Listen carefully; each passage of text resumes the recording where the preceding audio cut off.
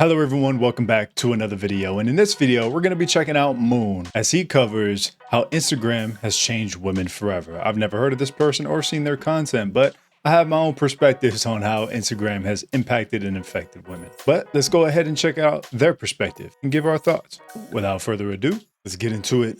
How Instagram changed women forever. If one trend of 2023 shows how far we've fallen, it was the Barbie Botox. Named after the toy's signature long neck, the procedure spread like wildfire on Instagram after the release of the film. A series of injections to the trapezius muscles in the neck renders them unable to contract, which lowers your shoulders and makes your neck look slightly longer. Despite the risk of muscle paralysis and severe pain, thousands of people rushed out to get this hot new treatment. But this is a very recent phenomenon. No one To be fair, it's like the men with the knee surgeries did this in the past. No movie made people do and the extending of the shins.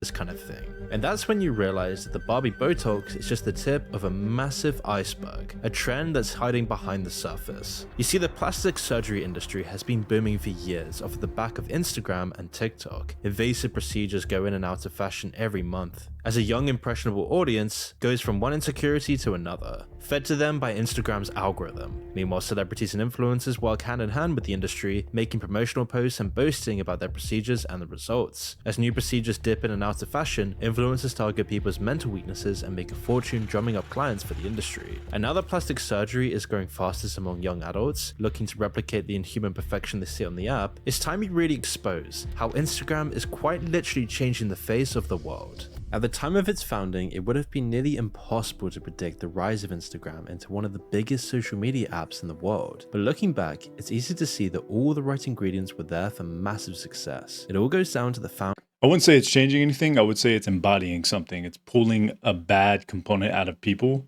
and it's making people act on it. It was always there. This component of people, this idea of inferiority and insecurity is always there. It's just more prominent now. Founders Kevin Systrom and Mike Krieger. The pair originally met while studying at Stanford, and even before they had started their careers, they were being headhunted by the big names in tech. Kevin Systrom even turned down an internship at Facebook to spend time studying photography in Italy. Kevin would go on to intern at Odeo, a small app which would later become Twitter, and afterwards he would then get headhunted by Google and worked there for 2 years. But even after a short time in the industry, Kevin was frustrated. He had just been passed up for a promotion and was sick of the culture of the company, and went against all the original ideas of Silicon Valley. Kevin wanted to fully throw himself into a creative idea and exploit an opening in the market by building something of his own. Kevin knew his old college friend Mike was just as ambitious as he was, and so he thought he would explain his vision for a new app, something he would tell Forbes in an interview a few years later. Mike Krieger and I created Instagram because we wanted a way to communicate visually. We realized that we'd be taking all these photos with our iPhones that would sit on our camera roll, and it felt like they should be seen, not necessarily because they were good photos, but because a photo that no one sees isn't really that interesting. The photo is a snapshot for memory purposes. That's why it was made. It was always like a you thing. That's why people in traditional families or older families always had like the children photo books. You know, look back and like, hey, this is when you were little. This is when you're young. This is when this happened.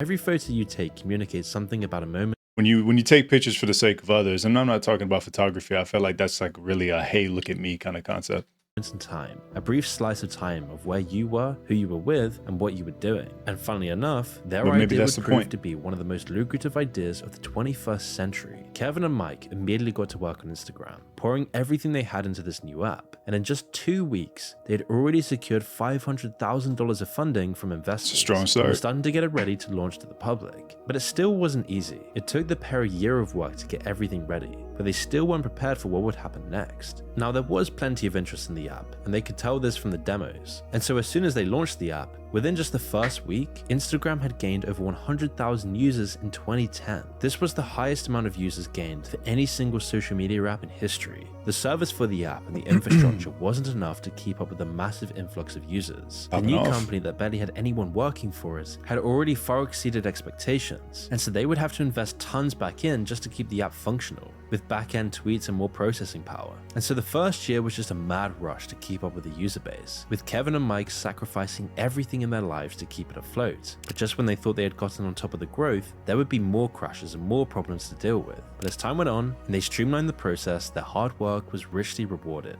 You see, investors saw this and knew they had to get a piece of the pie. In less than 2 months after its launch, the app already hit 1 million users, and Instagram was injected with $7 million of investor funding, particularly through Systrom Silicon Valley connections. And users just loved how you could make your photos look so much better than other apps like Facebook. And the key here was filters. Brought in relatively early on to make up for the poor quality of smartphone cameras at the time, the introduction of various photo filters would prove revolutionary. With the touch of a button, users could iron out their wrinkles, cover up any blemishes, and transform their mundane experiences into picturesque moments. What was meant as a simple fix for the lacking technology of the time took on a life of its own. Filters gave Instagram an air of perfection and artistic expression that transcended the dull, boring photos your relatives were posting on Facebook at the time. Although Kevin and Mike could never have foresaw what they had really created and how this would be used in the future. But at the same time that Kevin and Mike were building the photo app of the future, something else was going on. Other people were laying the groundwork for an entirely different way to push past the limits of natural beauty. Now, if you're going to blame anyone for the massive rise in plastic surgery, then you'd have to talk about people like the Kardashians. They were unique among celebrities at the time because they truly offered nothing except for their image and their lifestyle. Coming to fame in 2007 after her viral sex tape, Kim and the gang went on to hold their 15 minutes of fame and stretched it out over multiple decades. Kim and her family's signature I don't know if it's just me, but I never found them attractive. Guess I just missed the hype. look exploded onto modern culture and still has an effect on I think it's mainly because like I have a shallow perspective and then a perspective that follows through after I see how they act or like conduct, and that's just how I guess approach women or perceive women. And seeing the way they act, the way they talk, it was just never appealing to me.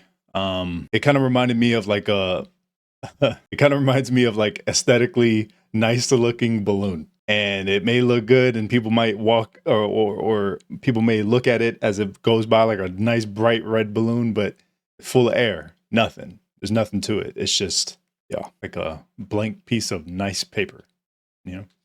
beauty standards today. The modern world's obsession with full lips, big butts, and stenciled eyebrows is in large part thanks to them. Of course, the image they sold to the world so easily didn't really bear any relation to reality. First, as you can probably guess, there's all the cosmetics. I'm sure that their father didn't have this in mind when he was doing the OJ case as to what his family was going to be known for. Surgeries and procedures they've gone through to get there, then countless layers of makeup, professional photography, and Photoshop were added on. But out of thousands of those photos, only a select few were chosen to be shown to the public. Before the rise of social media, this kind of deception was only available to the rich and famous. Even their own influence alone has a huge effect on the cosmetic surgery industry. When a 17-year-old Kylie Jenner boasted of getting lip fillers to achieve her signature look, online searches for the procedure went up by over 3,000%. The so-called Brazilian butt lift procedures have only grown in popularity thanks to Kim and her family. The procedure involves a surgeon taking fat deposits from elsewhere on the body and then transferring them to the buttocks. Between 2000 and 2018, the amount of butt lift procedures has risen by over 250%. Over time though, the procedures fades away and the results disappear, so regular procedures are required to keep it up. Even the Kardashians themselves You need maintenance. regretted the procedure in the end, with Kim recently admitting that she'd stopped having her top-ups. The procedure is massively popular, but also incredibly risky compared to other cosmetic surgery. When it goes wrong, people can get nasty infections and sometimes require surgery to remove the implants. Or if the fat gets into the bloodstream, it can actually cause embolisms and blockages to vital organs. 1 in every 4,000 people die as a result of the complications, which is what led to the UK ban. Which is a very small percentage if you think about it. Although the idea of that percentage existing at all is obviously an argument within itself, but that's not my problem with it. My problem with cosmetic surgeries is that there's 3 things. Women trying to say that it's for the sake of empowerment or to receive better forms of attention. You're wrong, because you know you're doing it for yourself and insecure purposes and inferiorities, and that's an endless spiral to hell. If you think that you can change one thing about yourself aesthetically and think that that's going to matter, because it's only a matter of time until you see the next thing that you want to work on. That just keeps going down because you're enacting a form of self-concept improvement through immediate actions. Immediate gratification never lasts long. You're on to the next thing. That's why once you eat a candy bar, yeah, it was cool until the next day, and then you want another candy bar. It's the same relevance. Another thing is that in the form of hereditary ideas, whatever you don't like about yourself, your children are still going to have these things. This doesn't fix that. And so what happens when they're born and they still have these features that you just don't like about yourself because you never cared to accept yourself, which is the real issue. You never established a realm of confidence to stand on, so you couldn't accept yourself and you didn't see yourself as you were, as valuable or as something to improve. What are you going to tell them? To get surgery too? And everyone has to work on this nose that was passed down in the family, work on these eyes, work on whatever, right? Whatever it is. I just think that there's a problem there. And it's the same case with like men and men doing the shin thing that I talked about earlier. And then the anabolic steroids. It's just like, come on now. It in 2018. Eventually, they reversed the decision in 2022 after bringing in new safety regulations, but there's still a whole world of unlicensed practitioners performing a different version of the procedure. While they're not allowed to perform the surgical version with the potentially fatal side effects, they're still allowed to blindly inject people with artificial substances. It's not like the UK's ban really did anything anyway. The people who were determined enough to get it done were freely able to just go abroad to places like Turkey or Mexico, where the procedure is completely legal and often mostly when there's a will, there's a way. Unregulated and far cheaper. Even today, there's countless adverts for this all over Facebook and Instagram. But nothing has promoted plastic surgery and made the world more plastic and fake than it's ever been like Instagram. The Kardashians might have remained in the background for most people, ending up as has-been stars like so many before them. But instead, their recipe for success based on their looks and their status alone was about to go global. And that was all. Here's some insight too, is that the more you are concerned with your aesthetic, you label yourself as inauthentic immediately. You already label yourself as deceptive. You think that, oh, if I just change this appearance thing about myself, then I will continue to be a person of good character. No, you already showed a compromise of character by thinking this mattered or by enacting this immediate change. Because of how little confidence and acceptance you have for you. You've already judged your character. This ain't gonna change nothing. It's a deeper down problem. You can't, it's a significant problem. And any significant problem doesn't have a quick fix. There's a fix to everything, but this is a long fix. This is hard work that's necessary. Thanks to Instagram. But how did an innocent photo sharing website become the money-making machine it is today? The answer is Mark Zuckerberg. You see, Zuck's vision for a social media business was a lot different compared to Kevin Systrom or Mike Krieger. While they were thinking about how to make money from people's photos, my perspective on Zuckerberg as of right now is that he's an extremely predatory human being. He knows how to manipulate the social component and the typical human needs. And I feel like he got rich and famous, that's for sure. Mark was interested in commodifying the people instead. Even before Mark started Facebook, he had already demonstrated his true feelings towards his users. While he's rejected that the film The Social Network was true in his account of his website FaceMash. Right, like they just can't wrap their head around the idea that someone might build something because they like building things. The evidence shows that it wasn't that far off. Articles from Harvard newspapers show how he plundered Harvard's registers for pictures of people's faces. He then used these to create a website where people could rank each other on attractiveness, while the backend secretly assigned them their own rating out of 10. While it was quickly shut down, the stunt informed the future development of Facebook to a massive degree. Facebook did the same thing in turning its users into the product, just in a more sinister way. It was all about maximizing engagement for users, whilst plundering all the possible data they could find. And then selling this to advertisers and giving them easy targets for their campaigns was the final step in the profit machine. Whilst these weren't new ideas, Zuckerberg perfected them at Facebook. A combination of aggressive data hoarding and addictive design practices turned Facebook into one of the biggest companies in the planet, almost overnight. But already by the early 2010s, and Zuckerberg knew deep down that Facebook would be on the way out at the end of the decade, as he was failing to capture the next generation and was losing out to younger, more organic apps like Instagram. Meanwhile, things weren't amazing at Instagram either. Sure, growth was solid and the business was doing well, but after 2 years of grinding away, Kevin and Mike were sick of doing it alone. Now, they had built up a team by this point, but it was always an uphill struggle to keep up with the growth of the app. Some sort of merger or acquisition would put an end to these troubles. It would give them all the investments they needed, with the added bonus of the infrastructure to push Instagram to the next level. So after turning down a few other suitors, Kevin and Mike sold the company almost entirely to Mark Zuckerberg and Facebook in 2012. Americans share photos on Instagram. a company with only 13 employees bought today by Facebook for $1 billion.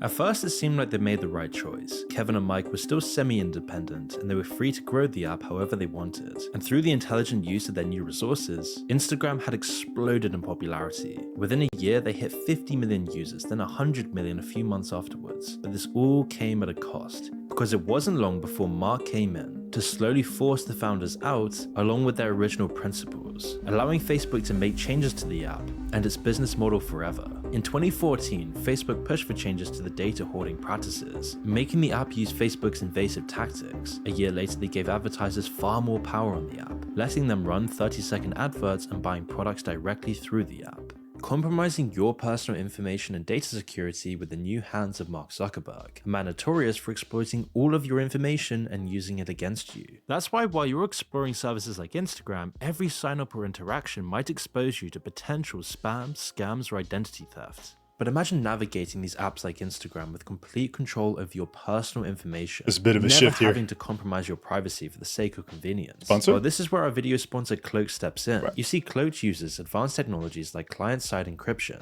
and zero-knowledge access, ensuring that all of your communications are securely encrypted and completely private. This means you can use apps like Instagram without ever having to worry about your personal details being compromised. I mean, think about it. While you're using apps like Instagram, every sign-up or interaction you have on the app might expose you to potential scams or even identity theft. But what if you could go online, where you could use social media apps like Instagram and sign up for rewards, make purchases, or even test out new apps without ever having to give away your actual phone number or email? It's a pretty Well, relevant Cloaked is sponsor, a great too, solution to this. to be Because fair. with Cloaked, you can instantly create phone numbers, email addresses, and more to create a fully functional identity that protects your personal details from being abused, allowing you to sign up for rewards and discounts, all whilst avoiding all the spam that usually comes with it. You don't need to use your real phone number on dating apps. You don't have to use your actual email address on things like Instagram, or even have to use the internet without having to disclose your personal contact information. At the same time, Cloaked allows you to manage your passwords, texts, and emails via specialized inboxes that's accessible on desktops, extensions, and mobile devices. And if you ever decide you no longer wish to communicate with contacts holding your Cloaked email or phone number, you can simply mute them directly from the app. And with the app, you'll have a unique database that spreads out data, that forges an encrypted barrier between your information and Cloaked, and routing your regular phone number for text and phone calls through Cloaked for extra security. So if you want to secure your personal information and not have to deal with all the garbage in your inboxes and messages, be sure to sign up to Cloaked today, and make sure to use my link in the description so that you can get a discount too.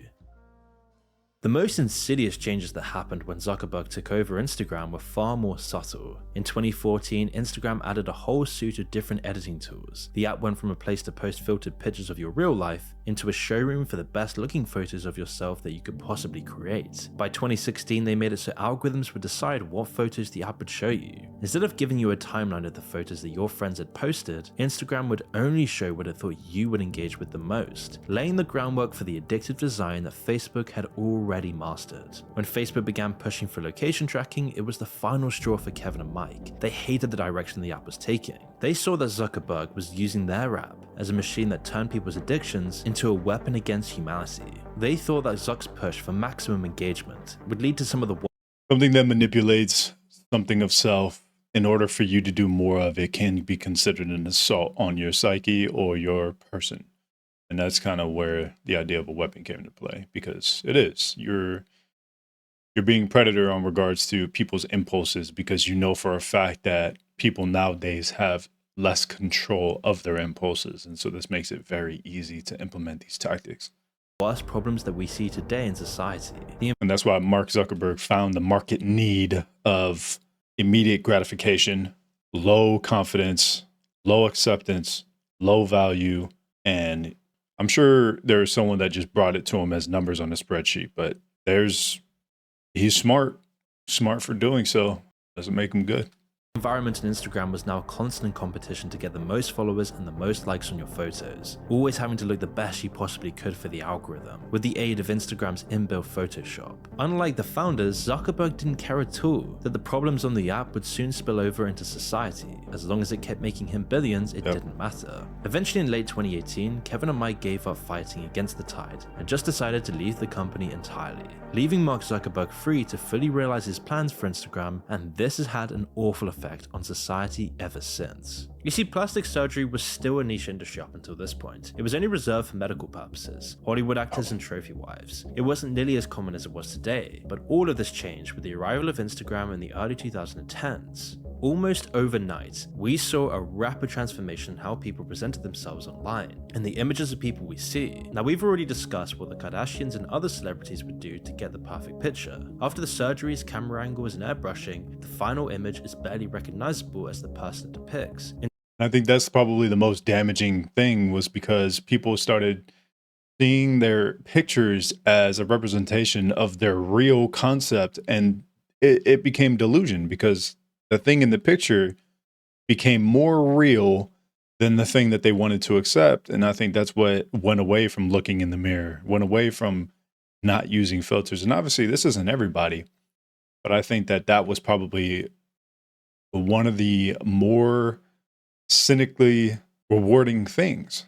Was like, hey, you have this bare bone picture and now you can improve it. Here's these things that you can change it even further. And look at you, look, this is who you are now. And it's just like, that's not who you are. And you're losing sight the more you do it. Instagram puts this power into the hands of the people. With the high-powered camera in people's pockets, they could take what would have been a normal photo, add a filter and some Photoshop to it, and create a vision of perfection. All the little flaws and blemishes that make people human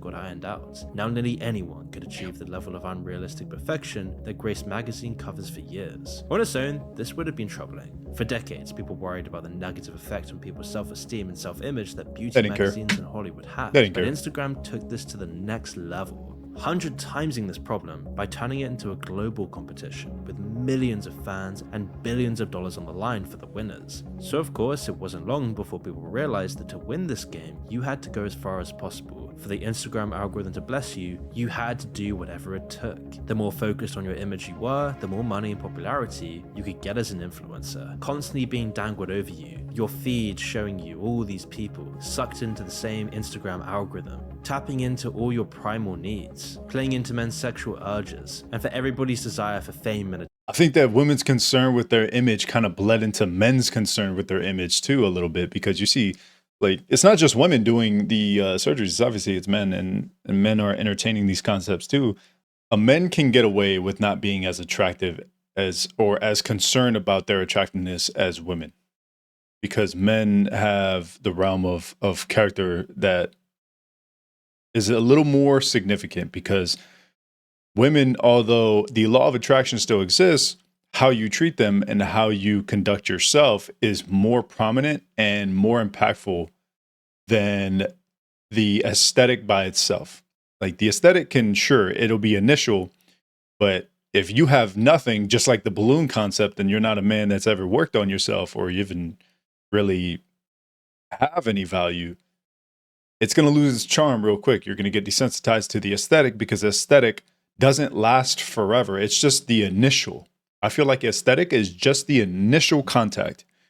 Outside of that, if relationships are made on the basis of aesthetic, that shit will die so fast. And I think that perhaps that's why we have so many thrill chasers on both sides, men and women. I think that that's why it's a problem for both, is because no one has real character anymore. No one has like a basis of value or a foundation or things of the sort. And so all these relationships start and then fail, or that's where the cheating starts. That's where the hookup culture is. It's all on the basis of the same thing. It's everyone concerned about your appearance, no one concerned about your character. Let's all just play the same game until we're old and we can't do it no more. Now we're depressed. attention. It's a sad story. It became about selling the illusion of perfection. For a successful influencer, every photo pushed this narrative a bit further forward. They showcased their perfect bodies, their perfect lives, relaxing by pools, in million-dollar yachts, penthouses across the world, smiling with their equally perfect friends. It didn't matter that none of this was actually real and that it was all a fantasy. I mean, strip away the filters and the staged moments, and you'd just be left with a sad picture of self-obsession and insecurity. Living this way and focusing your whole life on your image is a terrible recipe for disaster. You would expect models, the people who are selected by society as the best looking people in the world, to have the least problems with critiquing their own appearance. Hell no, In fact, they're it's the obsessed. opposite. Over 40% struggle with body dysmorphia and disordered eating. But this was just for models. This used to just be for these kinds of people whose entire livelihoods depended on their image. But in the last few years, Instagram has globalized its toxic mindset because of the results of its grand competition for visual perfection. All of the perfect illusions posted by influencers online were eaten up by the hundreds of millions of users Instagram gained in just a few short years. Some parts of Instagram culture, like using filters and photoshopping your selfies, entered the mainstream and affected the rest of the internet. It all had the effect of making everyone subconsciously disappointed with their own comparatively boring lives. The way I see it, anyone that is focused on shallow improvements will also get shallow attention. For any woman that think that this matters, prepare yourself for shallow attention. If you weren't part of the influencer elite, then your life looked worse than the ones you'd see online every single day. And if you didn't have the flawless figure and perfect face like the influencers, then you just weren't good enough to join the club. The algorithm wouldn't bless you. You'd just be left in the bottom of the barrel, constantly refreshing your likes to see if anyone would give you more attention. And over time, this has led to a huge rise in insecurity, mental illnesses, and body dysmorphia amongst young people in particular. Yeah, because the algorithm always puts the top 1%, and that's all you're ever looking at. So if all you ever look at is the top 1%, you're just going to grow on the basis of your inferiority complex. If it wasn't there already, it's just going to develop into this monster. And then you're going to compare yourself to these people you shouldn't be comparing yourself to. All the perfection made people think that the natural imperfections that everyone else has was something to be ashamed of. Inevitably, influencers were ready to swoop in and sell solutions to the problem they had made worse, most of them promoting harmless temporary fixes like their own cosmetic brands and makeup. The Kardashians would gain hundreds of millions of followers on Instagram, and then promote their makeup lines, making billions in the process. But for some of these Instagram-fueled insecurities, there was only one way to really change it. If you wanted a bigger butt like the models on Instagram, a slimmer waistline, bigger boobs, or for guys a better jawline, a better face, plastic surgery was the easiest and quickest option. It didn't matter that it was fake. If it worked for other people, it would work for you too. The whole insecurity was built on fake image to begin with. And so Instagram has duped tens of millions, even hundreds of millions of people into thinking they had a real problem, and that the only way to fix this problem would be through medical procedures. If you could just save up enough money, maybe you could look like your idol. Maybe then you could get enough likes and attention to finally feel worthy. Little do people realize it's an endless problem that you'll never be happy with. Of course, plastic surgery won't fix your insecurities. After one procedure is over, something else pops up that needs to be fixed. Realistically, even if you don't mind plastic surgery, it's still better in moderation. A few touch-ups could be seen as a positive thing if it doesn't lead to more insecurity, but the beauty standards that Instagram was pushing didn't push people towards moderation. Instead, they made everyone else want to look the same. And the more of your friends that got plastic surgery, the more of your idols that got surgery, the bigger the desire you'd have yourself for getting surgery.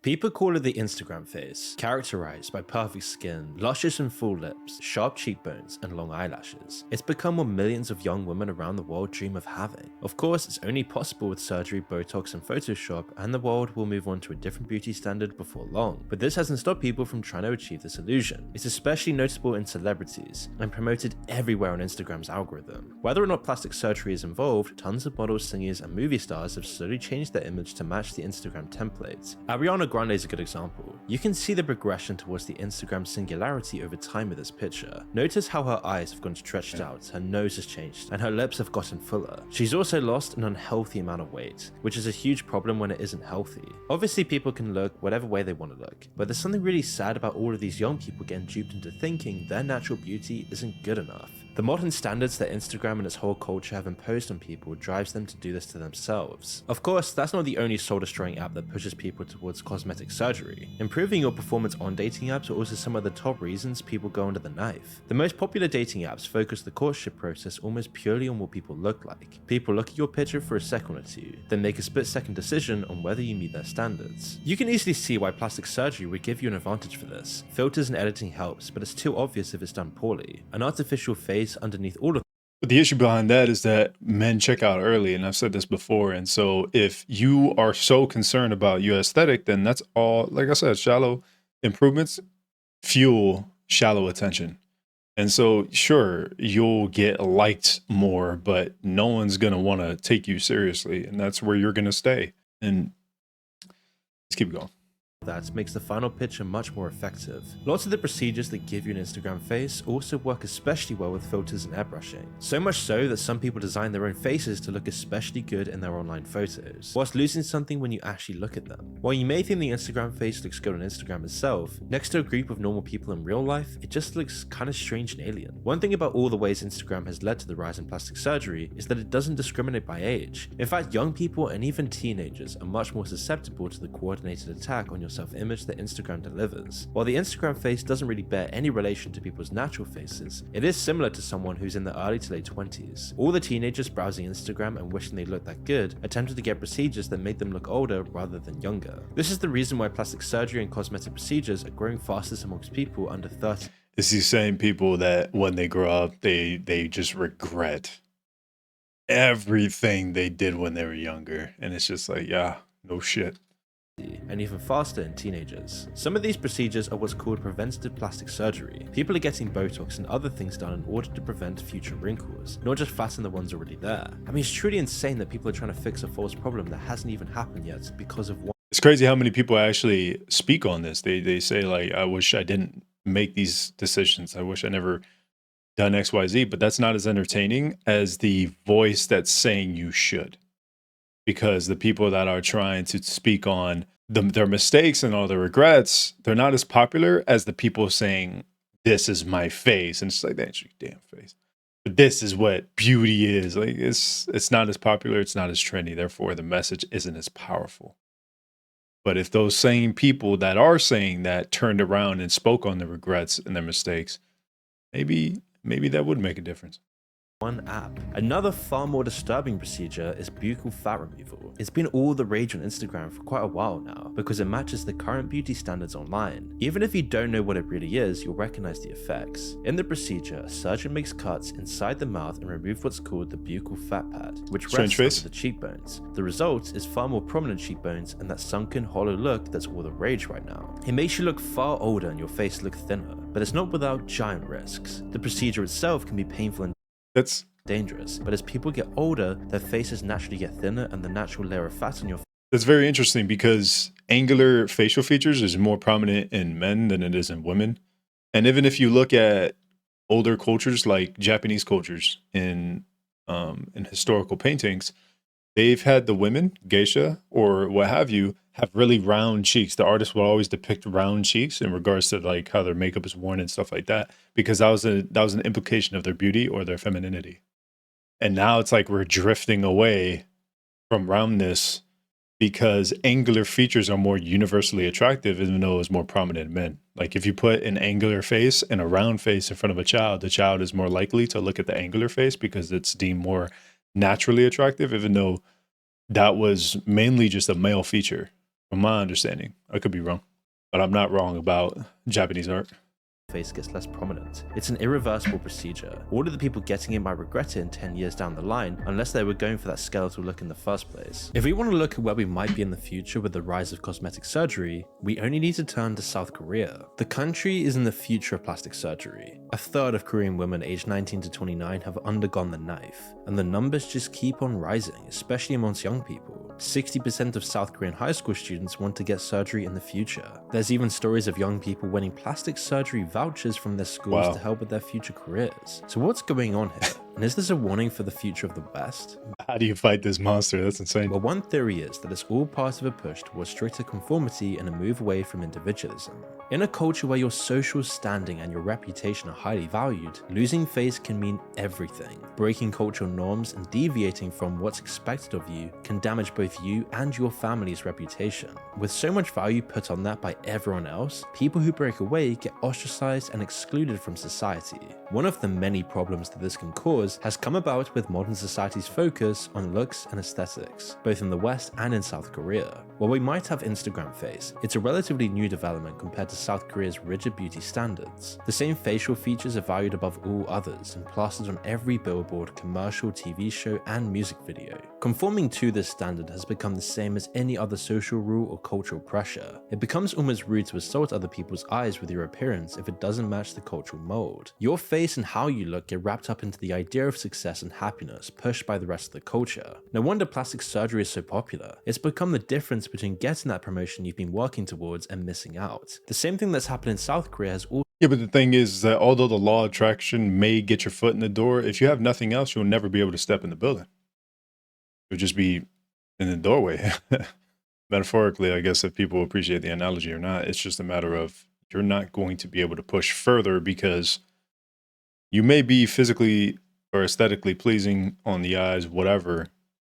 But I'll tell you what, after a year or so, 2 years or so, they're going to value that person that has the numbers, that has put in the work over the person that just has existed and knows how to talk to people.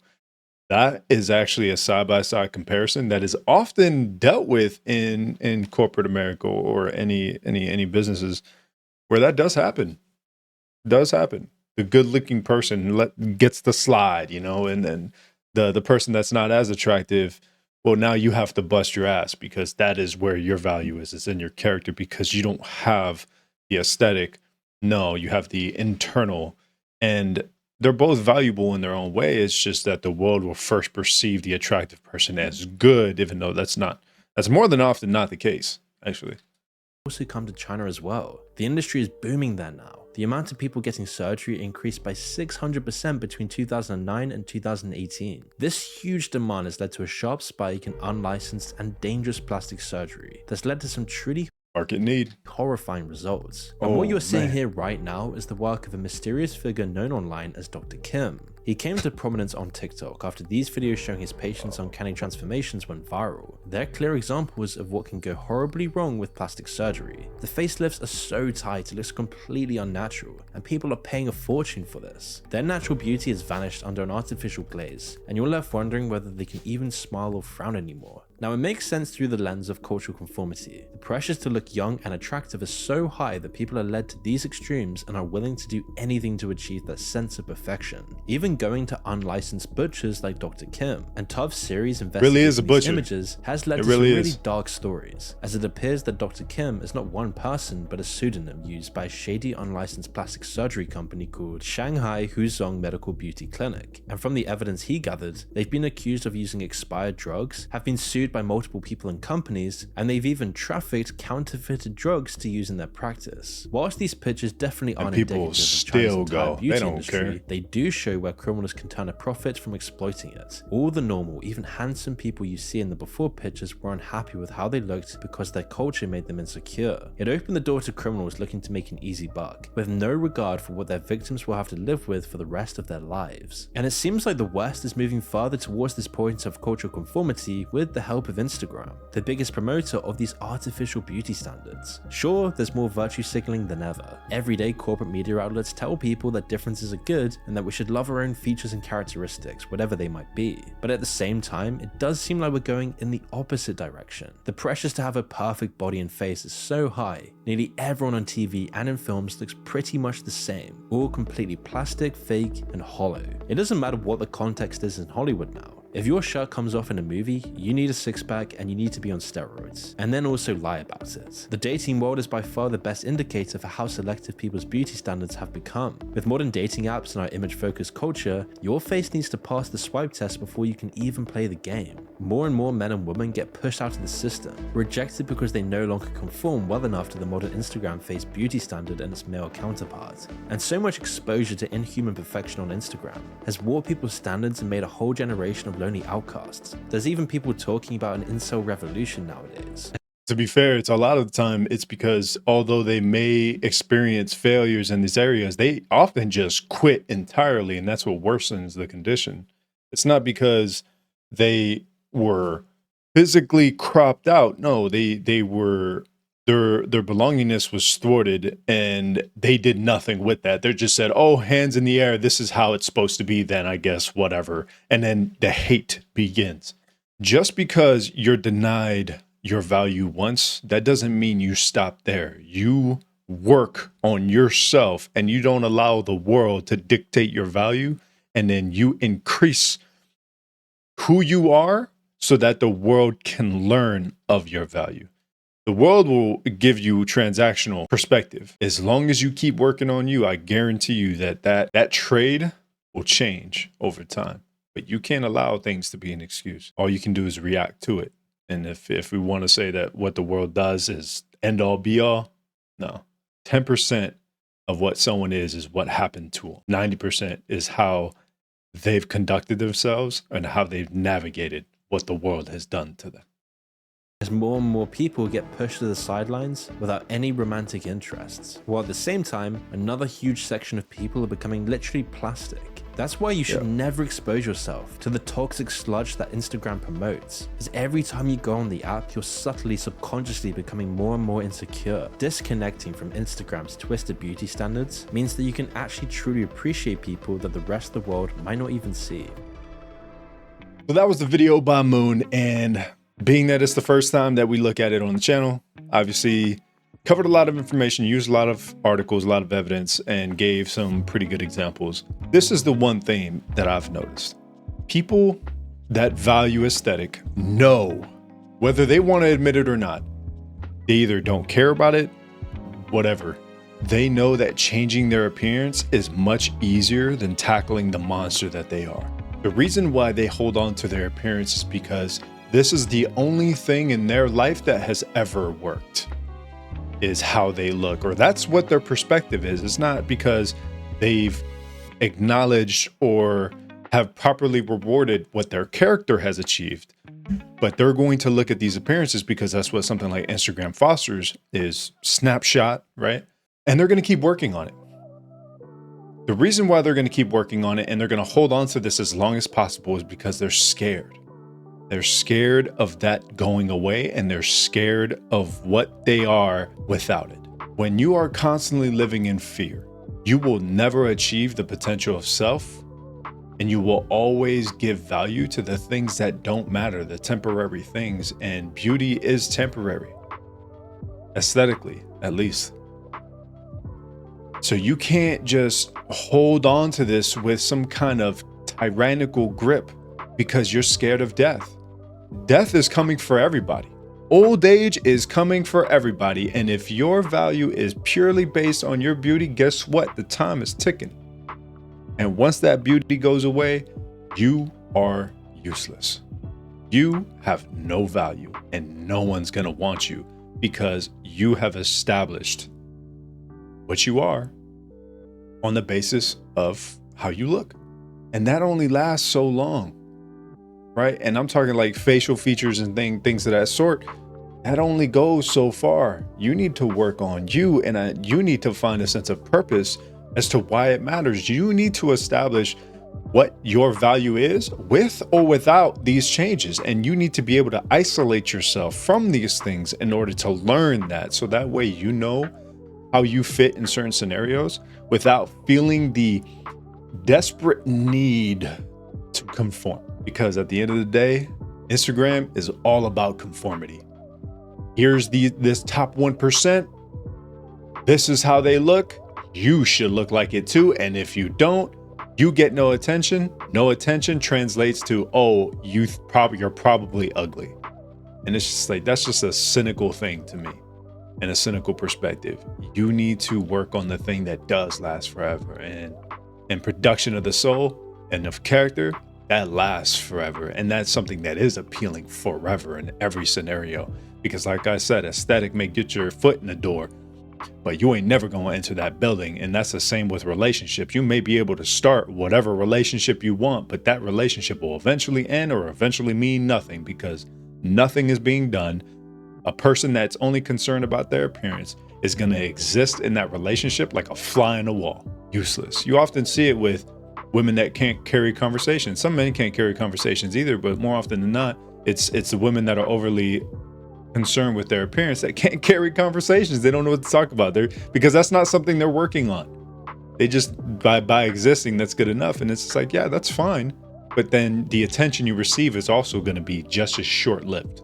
And then you're going to wonder why aren't I good enough to be? It's like, you know damn why. You spend a lot of time looking in the mirror, looking at the wrong things.